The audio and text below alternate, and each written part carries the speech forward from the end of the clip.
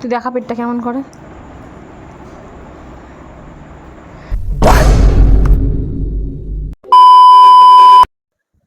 Hello সবাইকে।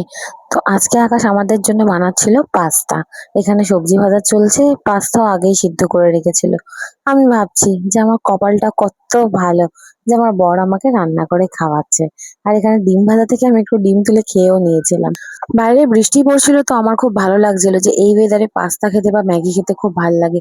আর দেখো ছেলেমেয়েটা পড়ে বাড়ি ফিরছে, ওদেরকে দেখে আমিও ভাবছি আমিও যখন ছোট ছিলাম এভাবে কোচিং এ সব বন্ধুদের সাথে বাড়ি ফিরতাম ভিজতে ভিজতে। অনেকক্ষণ ধরে ভাবছিলাম যে পাস্তাটা কখন হবে, ফাইনালি হয়ে গেছে। এবার ভাবছি কতক্ষণ আমার পেটে যাবে।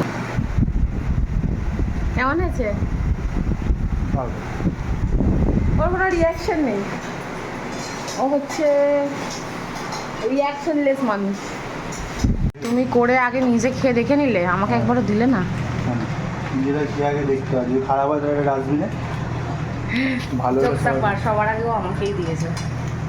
তুই অনেক ভালো মিথ্যে কথা বলিস, এটা তার প্রমাণ। পাস্তার সাথে সস দিয়ে দিলে দেখবে আরো টেস্ট ওর বেড়ে যায়। তো আমি সস দেওয়াটা নিয়েছি, সস ছাড়াটাও নিয়েছে।